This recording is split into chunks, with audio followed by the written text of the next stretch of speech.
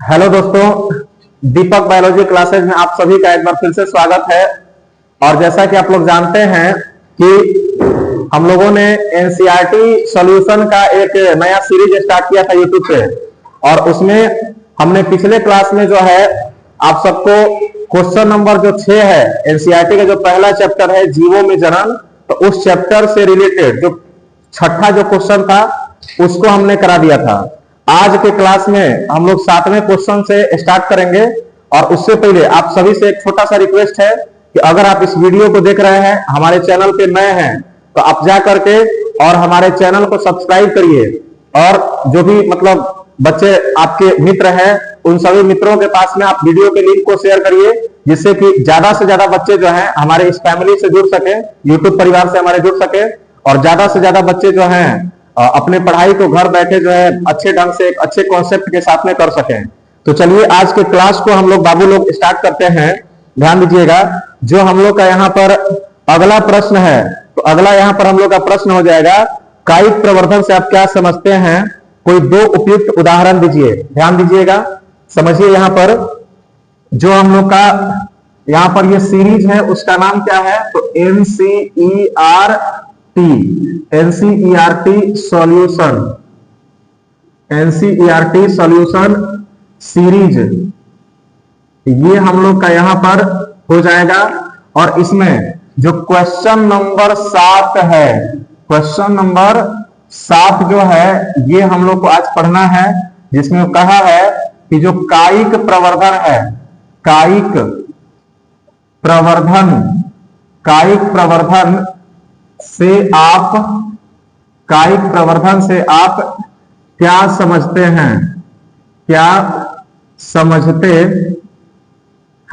कायिक प्रवर्धन से आप क्या समझते हैं। ठीक है, इसके बाद में कह रहा है कि कोई दो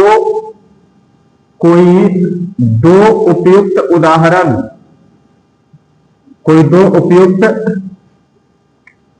उदाहरण दीजिए। ठीक है, उदाहरण दीजिए। तो ये हम लोग का यहां पर प्रश्न हो गया। चलिए सब लोग जो है बोर्ड पर ध्यान से समझिएगा, और इसको जो है हम लोग अच्छे तरीके से अच्छे कॉन्सेप्ट के साथ में बहुत ही इजी तरीके से एकदम क्लियर करेंगे। ध्यान दीजिएगा सब लोग। देखिए बाबू लोग, सबसे पहली बात, कायिक प्रवर्धन का मतलब क्या है वो हम आपको समझाते हैं। ध्यान दीजिएगा, सबसे पहला बात यह है कि कायिक प्रवर्धन, आंसर हम यहां पर स्टार्ट कर रहे हैं। देखिए जो हम लोग का यहां पर कायिक प्रवर्धन है, तो कायिक प्रवर्धन का मतलब क्या होता है वो पहले हम लोग समझेंगे। कायिक प्रवर्धन, कायिक प्रवर्धन यानी कि इसी को हम लोग कह देते हैं vegetative, vegetative propagation, vegetative propagation, ये हम लोग का यहां पर है, इसके बारे में समझना है। देखिए बाबू लोग ध्यान दीजिएगा, जैसे जो पौधे होते हैं, जो पौधे होते हैं, तो पौधों में दो तरीके से प्रजनन होता है, पौधों में दो तरीके से प्रजनन होता है।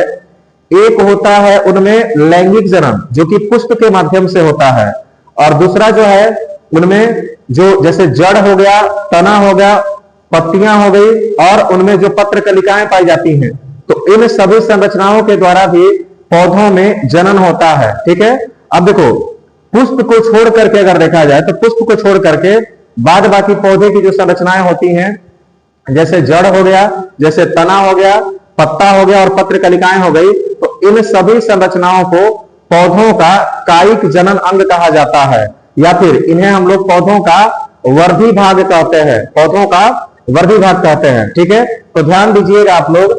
देखिए जो पौधे होते हैं, तो पौधों में हमने क्या बताया कि एक जो है पौधा जो है, तो पौधा में आपको ध्यान देना है कि पौधा में यहां पर एक हो गया आपका जड़, जड़ के बाद में एक हो गया इसका तना, तना के बाद में इसमें हो गया पत्तियां, पत्तियां के बाद में अगर देखा जाएगा तो इसमें हो जाएंगी पत्र कलिकाएं, पत्र कलिकाएं, और फिर इसके बाद में हो जाएंगे पुष्प। देखिए जो इसमें हमने बताया कि ये जो हिस्से होते हैं ना, इसमें ये जो हिस्से होते हैं यहां से यहां तक, इनको हम लोग क्या कहते हैं, इनको कह देते हैं पौधों का वर्धी वर्धी भाग कह देते हैं, वर्धी भाग या फिर वेजिटेटिव पार्ट कहते हैं। और देखिए यही जो हिस्से होते हैं, यही हिस्से कायिक जनन में भाग लेते हैं, इसीलिए हम लोग इनको कायिक जनन अंग भी कह देते हैं।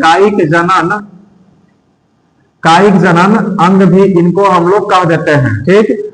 और ये जो हिस्सा होता है, ये पुष्प जो होता है, ये पौधे का लैंगिक जनन अंग होता है, लैंगिक जनन अंग होता है, ठीक है। अब देखो अगर पुष्प के द्वारा, ये पौधे का लैंगिक जनन अंग है, तो इसीलिए अगर पुष्प के द्वारा पौधा अगर जनन करेगा तो इसे हम लोग लैंगिक जनन की श्रेणी में रखेंगे।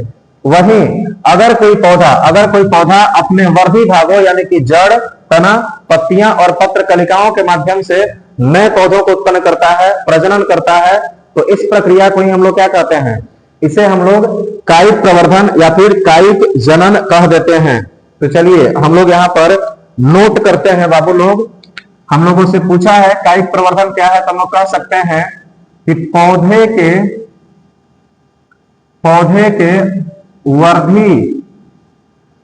के वर्धी भागों अर्थात जड़, तना, इसके बाद में पत्तियां तथा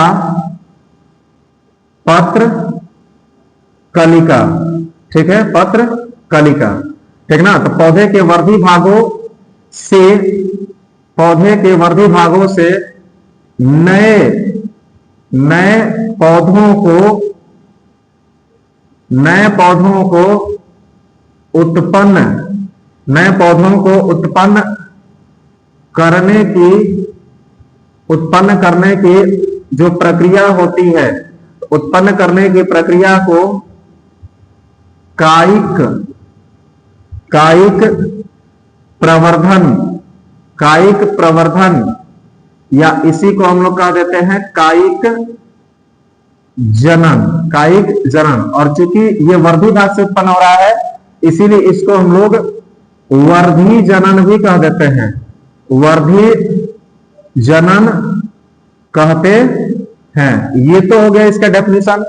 अब समझिएगा बाबू लोग, जो यहां पर कायिक प्रवर्धन है, तो कायिक प्रवर्धन का हम लोगों से एग्जाम्पल भी पूछा है। इसमें हम लोग से एग्जाम्पल भी पूछा गया है कि भैया इसका क्या क्या एग्जाम्पल है। तो देखो जो कायिक प्रवर्धन होता है, तो कायिक प्रवर्धन टोटल दो तरीके से होता है, एक प्राकृतिक कायिक जनन होता है और एक आपका कृत्रिम कायिक जनन होता है। तो इसमें अगर देखें, अगर एग्जाम्पल के तौर पे, तो जैसे देखो, जैसे जो गुलाब है, इसमें कृत्रिम कायिक जनन होता है। गुलाब जो होता है, तो गुलाब को अगर हम लोग देखें, तो गुलाब के किसी भी टहनी वगैरह, गुलाब के किसी भी जो ब्रांच है, उसको ले जाके अगर हम लोग दूसरे जगह पे लगाते हैं, तो उससे एक नया पौधा बन जाता है। यानी कि गुलाब के तने से नया पौधा उत्पन्न होना, ये क्या हो जाएगा, ये आपका यहां पर इसका उदाहरण हो जाएगा। इसके अलावे एक पौधा होता है, इसका नाम होता है ब्रायोफिलम या फिर पत्थरचट्टा, ठीक है। तो ब्रायोफिलम की अगर बात करिएगा, तो ब्रायोफिलम में भी इसी तरीके से उसमें जो पत्तियां पाई जाती हैं, तो ब्रायोफिलम की पत्तियों से नया पौधा बन जाता है। और पत्तियां क्या है, वर्धी भाग है, ठीक। तो इस तरीके से उसे भी हम लोग क्या बोलेंगे, कायिक जनन कहेंगे। तो हम लोग कह सकते हैं अगला एग्जाम्पल कि ब्रायोफिलम की पत्तियों से नया पौधा उत्पन्न होना, ब्रायोफिलम की पत्तियों से नया पौधा उत्पन्न होना। तो इस तरीके से ये दो उदाहरण हैं जो हमने आपको बताया, तो इसको आप नोट कर लीजिए जल्दी से। उसके बाद हम लोग आगे जो है, आगे अपने क्लास को बढ़ाते हैं। जल्दी से इसको नोट करिए।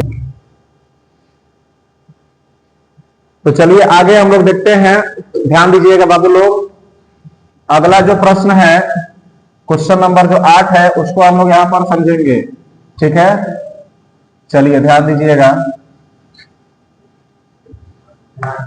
यहां पर अगला जो प्रश्न कर रहा है हमसे वो आपका हो जाएगा। अगला प्रश्न कर रहा है कि व्याख्या करना है, कुछ यहाँ पर परिभाषिक शब्द है उनके बारे में बताना है। ठीक है, तो यहां पर हम लोग देखते हैं। देखिए क्वेश्चन पूछ रहा है हमसे, क्वेश्चन पूछ रहा है, क्वेश्चन नंबर 8 है और ये कह रहा है कि व्याख्या कीजिए, व्याख्या कीजिए। ठीक है, ये यहां पर क्वेश्चन है। अच्छा, व्याख्या किस चीज का करने को बोल रहा है भाई? तो इसमें ए नंबर में दिया है, ए नंबर में दिया है आपका किशोर, किशोर चरण, किशोर चरण, ये इसमें पहला हो गया। दूसरा अगर देखा जाए इसमें बी नंबर में, तो किशोर चरण के बाद में अगला इसमें कर रहा है आपका प्रजनक, प्रजनक चरण। ठीक है, प्रजनक चरण हो गया। और इसमें जो अगला दे रहा है वो कर रहा है जीर्णतावस्था, जीर्णता, जीर्णता या फिर जीर्णावस्था, जीर्णावस्था। तो ये मेन हम लोग का यहां पर पढ़ना है। ठीक है, तो चलिए हम लोग इसको समझते हैं बाबू लोग।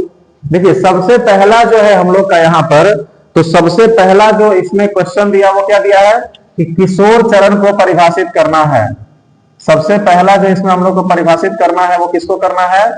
किशोर चरण को।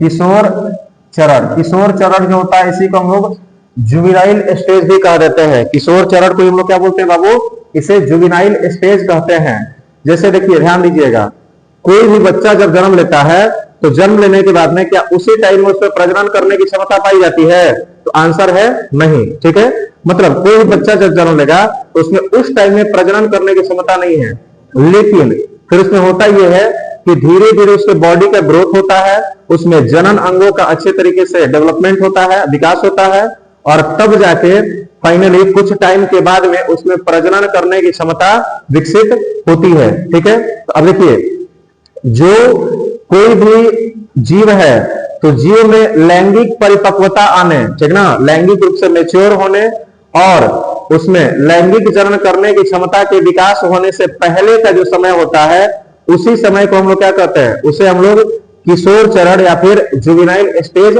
कह देते हैं। तो ध्यान दीजिएगा, हम ये कह सकते हैं, हम ये कह सकते हैं कि किसी जीव में, किसी जीव में, किसी जीव में लैंगिक परिपक्वता, लैंगिक परिपक्वता, लैंगिक परिपक्वता आने से पूर्व, लैंगिक परिपक्वता आने से पूर्व शरीर में होने वाले आवश्यक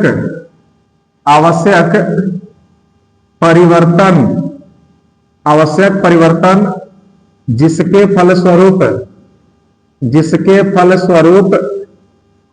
फलस्वरूप उसमें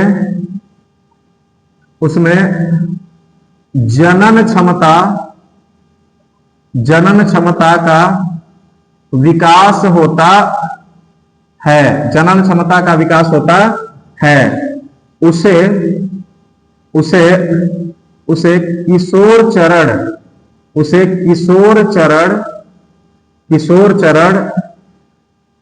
कहते हैं, किशोर चरण कहते हैं।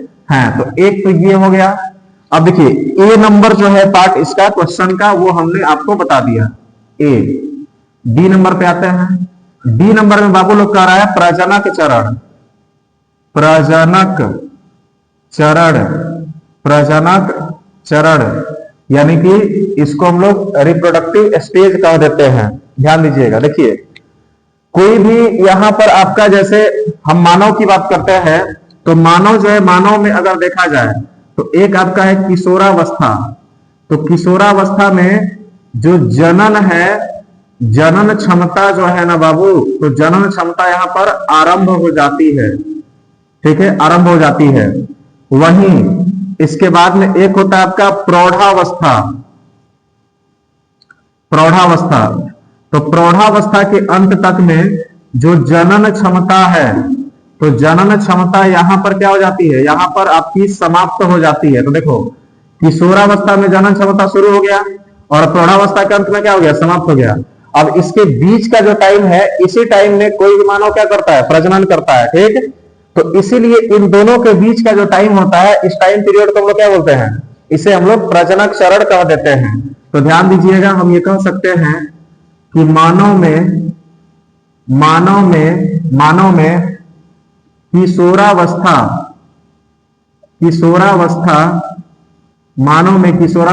के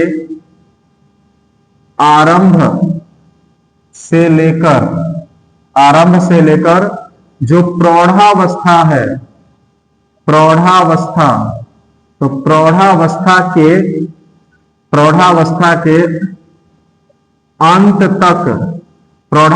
के अंत तक, किशोरावस्था के आरंभ से लेकर के प्रौढ़ावस्था के अंत तक प्रजनन करने की क्षमता पाई जाती है और यही कारण है, इसलिए इस समय काल को हम लोग क्या बोलते हैं, तो इस समय काल को हम लोग प्रजनक चरण कहते हैं। इसे हम लोग प्रजनक चरण कहते हैं। हम उम्मीद करते हैं ये दोनों जो आपका टॉपिक है वो समझ में आ गया होगा। अब देखो जो तीसरा इसमें पार्ट है, तो तीसरा पार्ट हमसे क्या पूछ रहा है, यहां पर ये पूछ रहा है जीर्णता, ठीक है, जीर्णता या फिर इसी को दिया है जीर्णावस्था, ठीक है। समझते हैं, देखो बाबू, जीर्णता या जीर्णावस्था जो है, ये कहीं ना कहीं जो मानव का जीवन है, तो मानव के जीवन का सबसे अंतिम अवस्था होता है, मानव के जीवन का सबसे अंतिम अवस्था होता है। और ये वह अवस्था होता है जिसमें कि हमारे शरीर में होने वाली जो भी जैविक क्रियाएं होती हैं, जो भी मेटाबॉलिक प्रोसेस जो होते हैं, वो धीमे पड़ने लगते हैं और धीमे पड़ते पड़ते अंत में जो है ये जब मतलब पूरी तरीके से रुक जाते हैं, तो इसके कारण मृत्यु हो जाती है। मतलब ये हम कह सकते हैं कि ये जो है ये जीवन की वो अवस्था होती है जिसके बाद में जो मानव है वो सीधे मृत्यु को प्राप्त कर लेता है, ठीक है। तो यहां पर ध्यान दीजिएगा, अगर आपसे जीर्णावस्था के बारे में पूछा जाए तो हम कह सकते हैं कि यह क्या होता है भाई, तो यह जीवन की अंतिम अवस्था होती है, अंतिम अवस्था होती है जिसमें शरीर में होने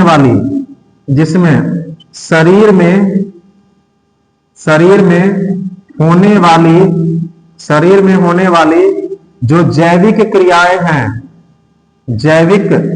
क्रियाएं धीमी पड़ने लगती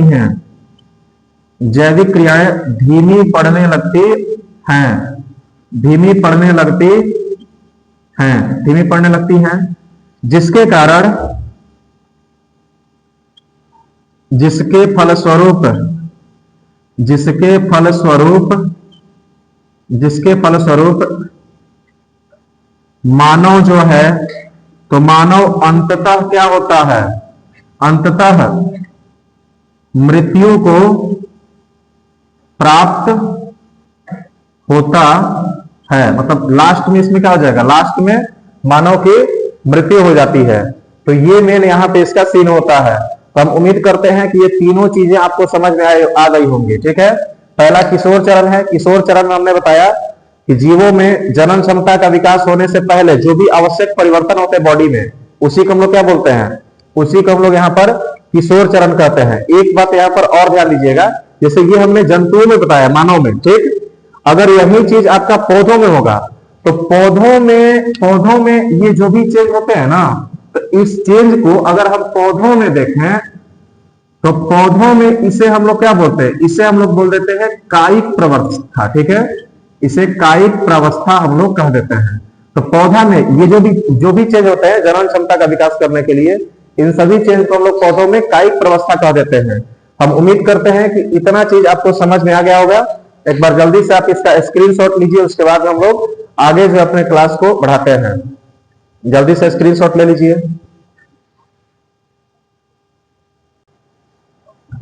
तो चलिए बाबू लोग, यहां पर जो है हम लोग इसको मिटाते हैं और आगे देखते हैं। ध्यान दीजिएगा, अगला जो हम लोग का प्रश्न होगा तो ये हो जाएगा आपका क्वेश्चन नंबर 9 हो जाएगा, ठीक है। और इसको हम लोग देखते हैं, ध्यान से समझिएगा थोड़ा सा।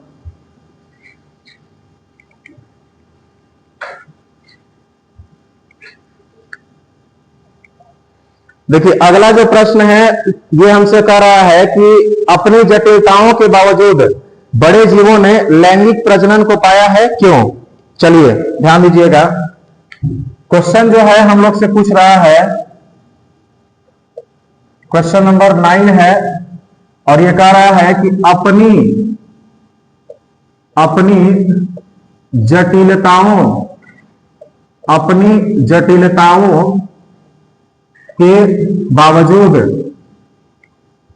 अपनी जटिलताओं के बावजूद जो जंतु हैं, तो जंतुओं ने, जो बड़े आकार के जंतु हैं, तो बड़े आकार के जंतुओं ने लैंगिक जनन जो है, तो लैंगिक जनन को पाया है, लैंगिक जनन को पाया है, क्यों? ये हम लोग का यहां पर प्रश्न है, ठीक है। चलिए इसको हम लोग अच्छे तरीके से समझते हैं। ध्यान दीजिएगा बाबू लोग, देखो अगर हम बात करते हैं बड़े जंतुओं के बारे में, ठीक है, तो बड़े जंतुओं में क्या होता है? लैंगिक जनन। अब देखो लैंगिक जनन की क्रिया जो होती है बाबू, जो लैंगिक जनन होता है, लैंगिक जनन, तो लैंगिक जनन में हमने आपको बताया है कि इसमें जनक कितने भाग लेते हैं? तो इसमें जनक भाग लेते हैं 2, ठीक है, एक नर जनक भाग लेता है और एक मादा जनक।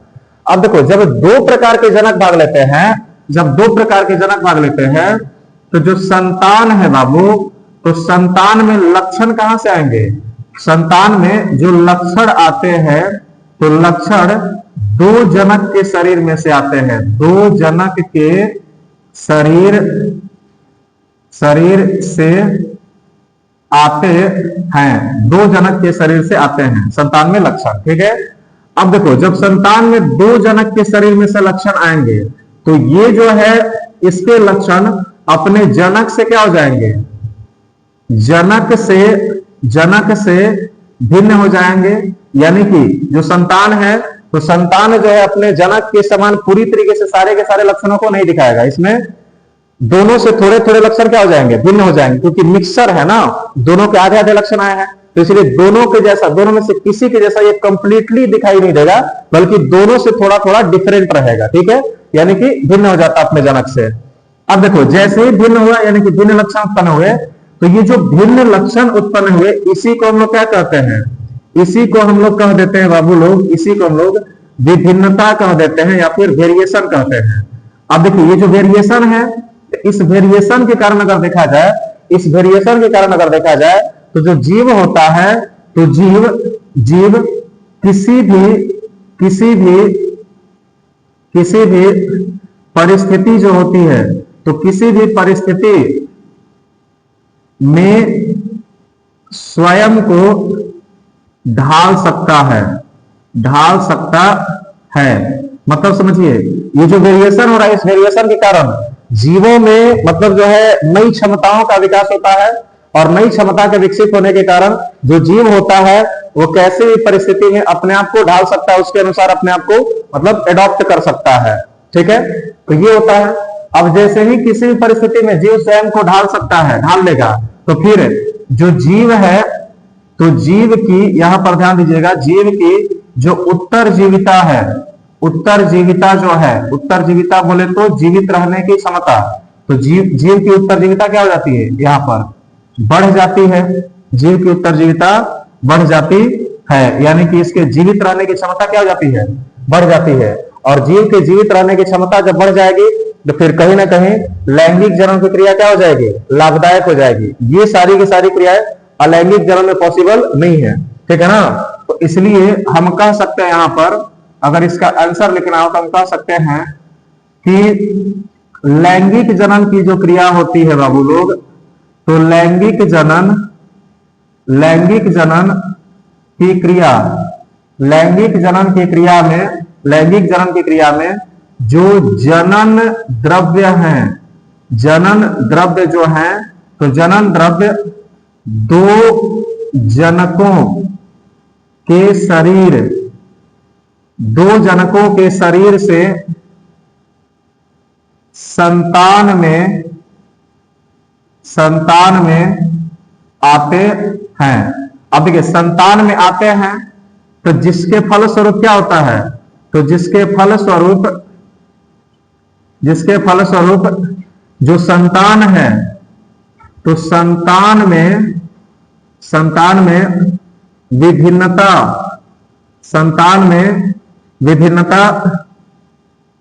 उत्पन्न होती है, संतान में विभिन्नता उत्पन्न होती है, ठीक है।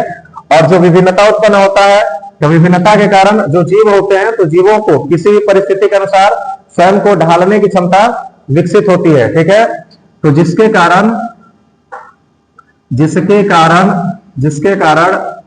जीव में स्वयं को किसी भी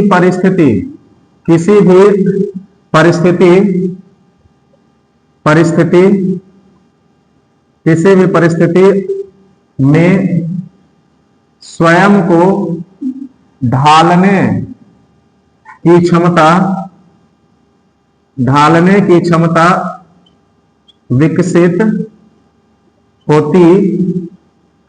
विकसित होती है, जिससे क्या होता है, अगर किसी परिस्थिति में ढाल लेगा स्वयं को, तो इसका मतलब सिंपल सा है कि उसकी उत्तरजीविता जो बढ़ जाएगी, मतलब उसके जीवित रहने की संभावना क्या हो जाएगी, बढ़ जाएगी। तो जिससे उसकी उत्तरजीविता जो है, तो ये उत्तरजीविता क्या हो जाती है, उसकी उत्तरजीविता बढ़ जाती है। अतः हम कह सकते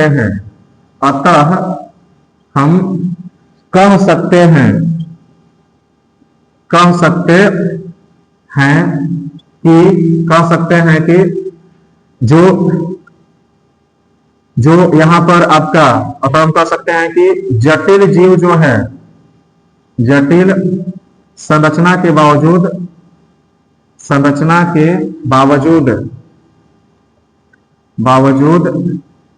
बड़े जंतु जो हैं, तो बड़े जंतुओं ने